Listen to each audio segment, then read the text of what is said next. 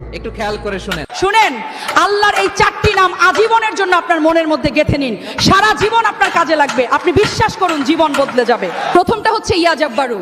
জীবনে যখন অনেক কষ্ট পাবেন, কাছের মানুষ যখন আপনার হৃদয়টা ভেঙে চুরমার করে দেবে, তখন প্রতিদিন এটা পড়বেন।